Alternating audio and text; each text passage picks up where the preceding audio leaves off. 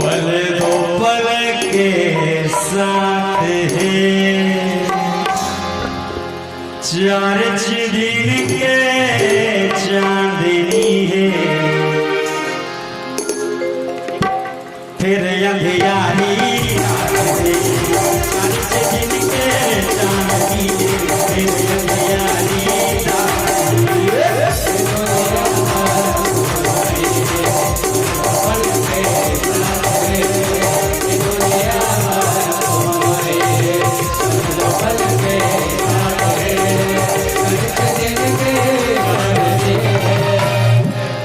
रिक्त स्थान की पूर्ति करें।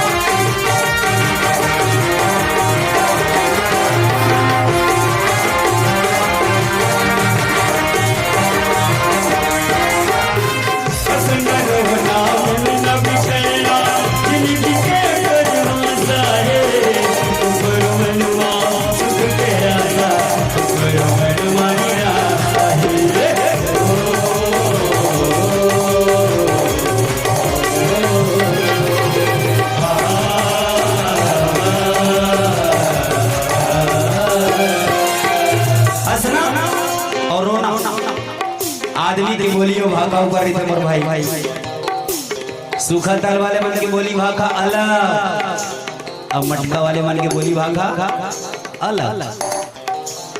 मोर मंडली के जितना भी सदस्य है ना, दूसर गांव पर जाए पर जुजियाल लगता है।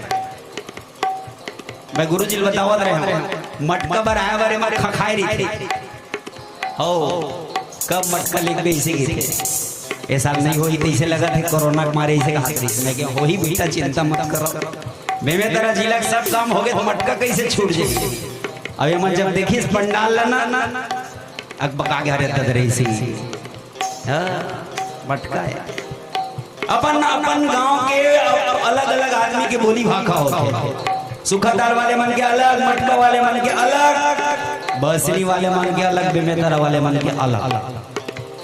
एती बार मुरली क्षेत्र में जाओ, आवा हो बैठा हो खावा हो पिया हो ऐसे कैसे।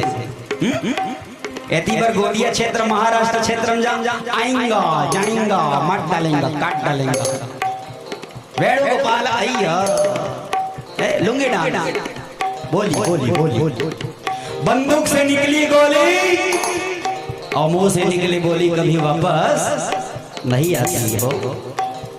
अगर से तो देख के बोले करो, भर जाता है गहरा घाव जो बना हो कड़वे गोली से, पर वो घाव नहीं भरता प्यारे है जो बना हो कड़वे गोली से, यार जो बना हो कड़वे गोली।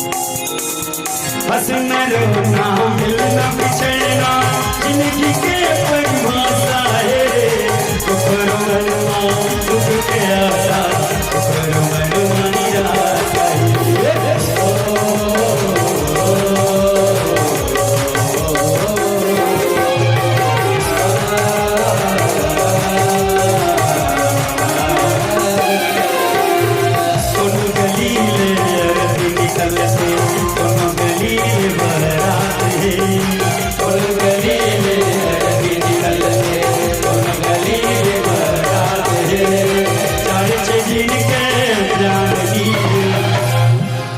साउंड जोरदार है।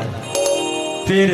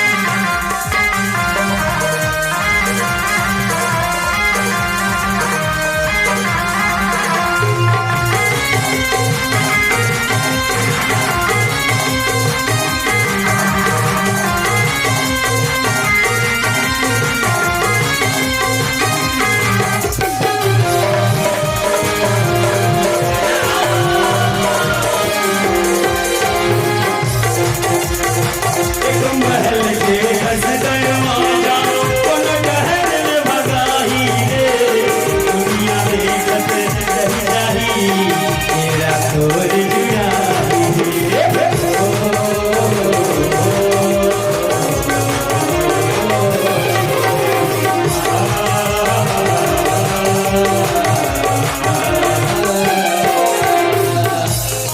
महल के 10 दरवाजा, 5 कर्मेंद्रिय होते, 5 ज्ञानेंद्रिय होते, और जब प्राण छूटे ना यही रद्दल छूटे मुरवा। और लइका मन लग बेटा एक महल के दरवाजा 2 दरवाजा। हाँ, एक महल के 2 दरवाजा और महल निकले शंभू राजा। लइका मन हंसा थे का बारे में ही सुना थे। एक महल के 2 दरवाजा और महल निकले शंभू राजा। पहली जमाना में सुंदर सुंदर गीत बनाए, काश आज राधे